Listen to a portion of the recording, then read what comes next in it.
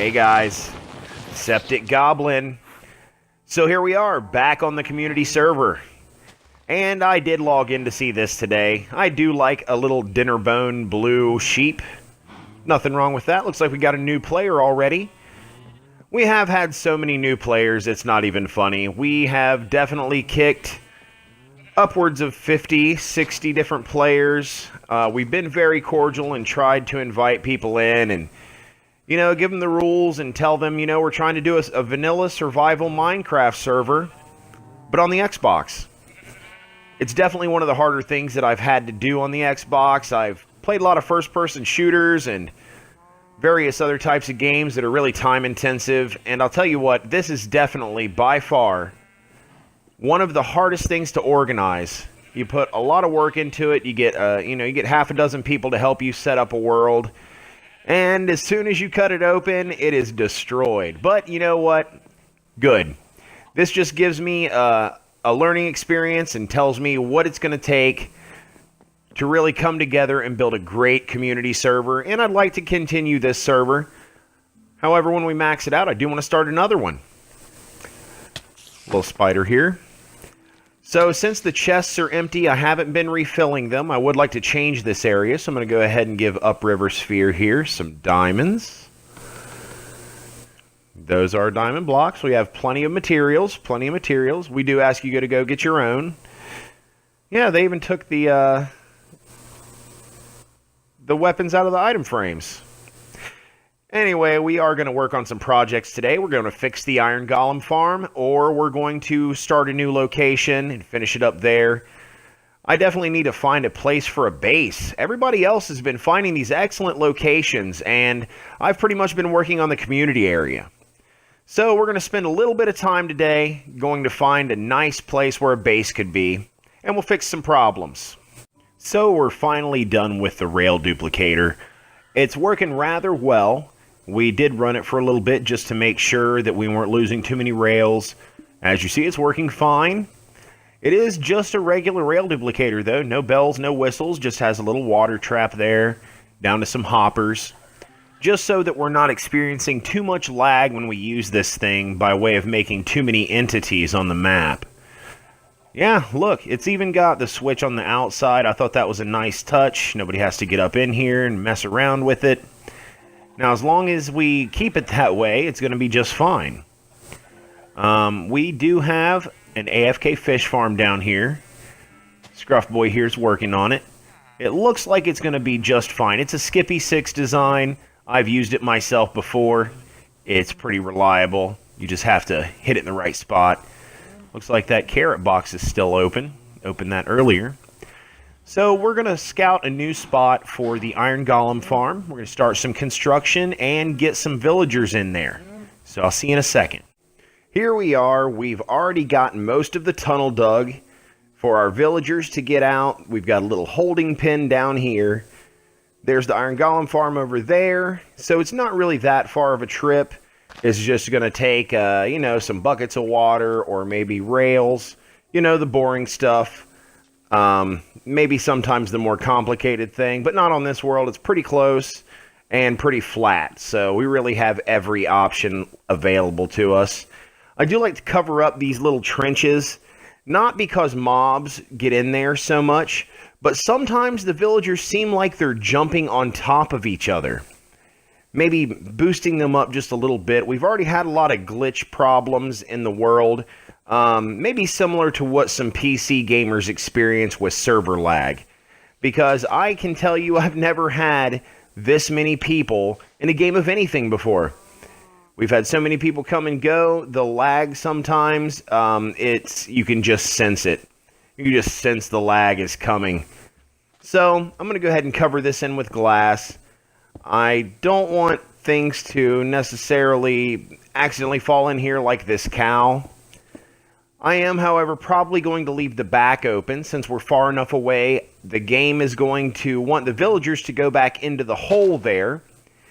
But they're just only going to try to go into the hole. I'm probably going to cut a hole right there in the back. And they are close enough to still sense the village. Therefore, they're going to try to run to it. But I'm just going to let them stay. they can stay, they can hang out and make a sandwich. Make sure that you have extra books for me, because that's what I'm coming for, son. Actually, they will probably be of some use to the Iron Golem farm. I am thinking of a new design. I'm going to put the villagers on the outside. I know that's how it goes normally, but this time I'm going to incorporate maybe the mall shopping center where you get, most of your books, or maybe your throwaway diamond pickaxes and things like that. I think it's going to be pretty nice. Usually you have to have separate villagers for that, or you have to build a precarious stairway system up to the top of the holding centers, and that's just messy. Sometimes you go up there, you fall in, you end up breaking one out or blocking up, and then you're digging stuff or losing blocks. It's not very effective. So since we try to make lossless farms, or at least highly efficient farms, we're going to make a really efficient Iron Golem farm, in the sense that it's going to be a traditional Iron Golem farm, but we're also going to be shopping there. Come get your Efficiency 5 books and a couple stacks of iron ingots. Not to mention all of the red dye you could ever want. So I made sure that we're extra lit up down there. I'm just going to block that off for a second until I'm ready to start pouring buckets. I don't think that they're going to try to get out, but they could. So we're going to move all these villagers now. See you in a few. Alright, now that we've got those villagers moved, I want to show you what I actually did here. It's nothing uncommon to me. I think that most people actually split these two types of buildings up.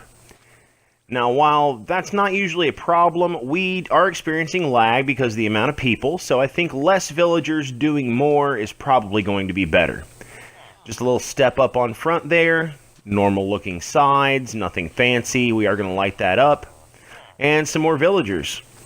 Mostly librarians. Now, I am thinking if we can take the concept of the shopping mall and use that as also the walls that are going to protect the villagers. It shouldn't change the center of the village, because the center of the village is determined by doors. And since the doors aren't moving and we're not getting new doors, I think it should be just fine. Now, we've done a lot as far as the last few hours. So what I'd like to do is just spend a little time organizing. We do have wonderful space in here. As you see, it looks pretty much the same as it did before. We did have some people ripping paintings off and things like that, so a lot has changed. There's Big Boom. Big Boom doesn't have a mic. We love him, though. He's great. So what we're going to do is we're going to go ahead and move on to the next project, so let's gather some materials.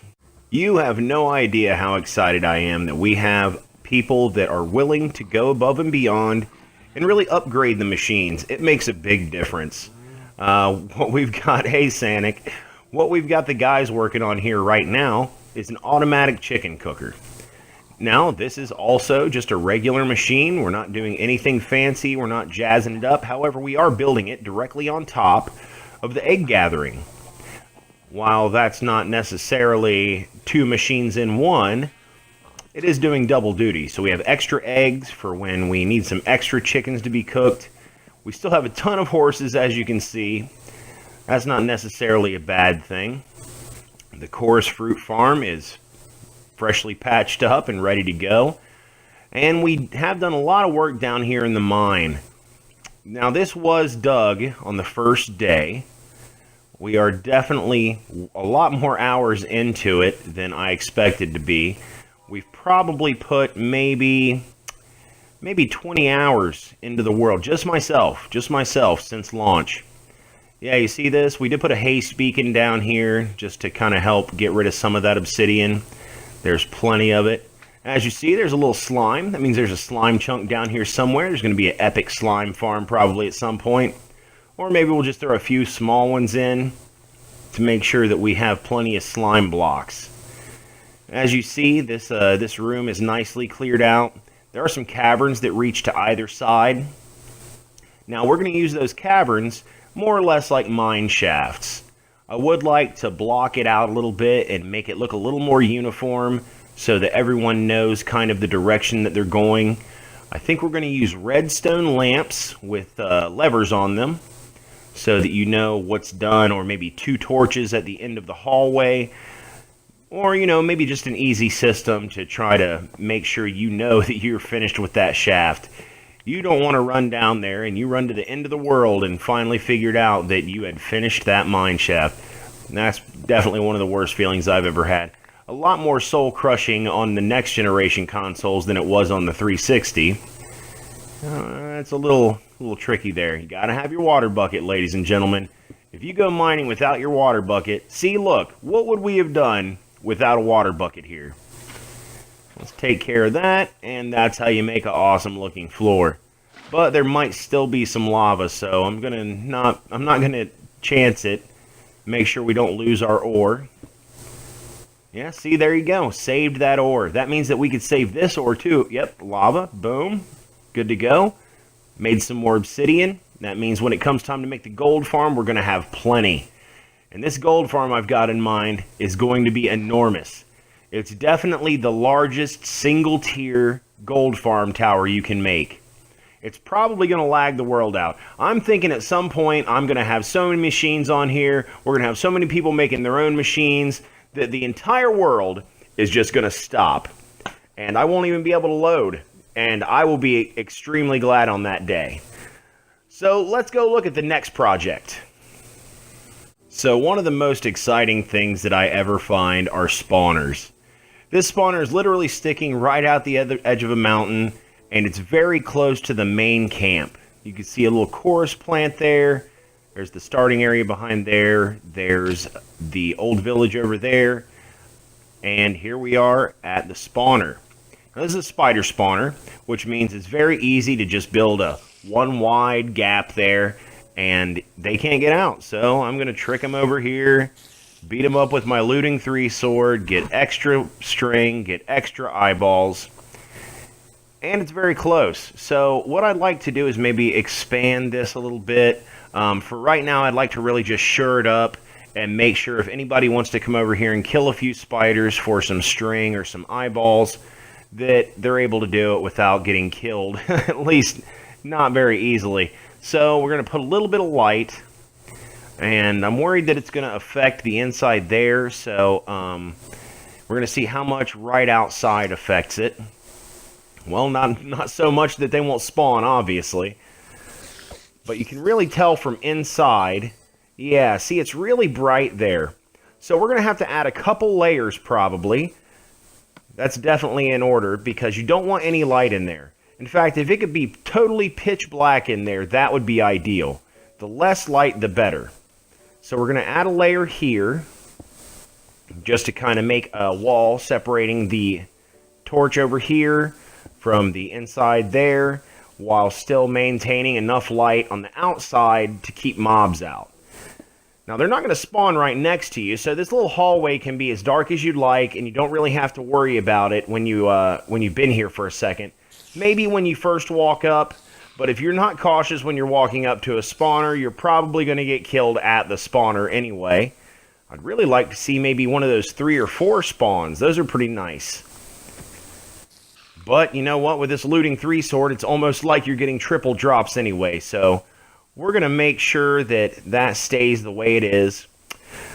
But I'd really like to talk about some projects we're going to do next time. We are going to do a gold farm. It's going to be awesome. We're going to add a layer to the mall. That's going to be incredible. We're going to get the rest of our manual farms together. And we're going to make sure that we see some of the other players' bases and maybe see what mine looks like. Take care, guys. Next time on Oldcraft.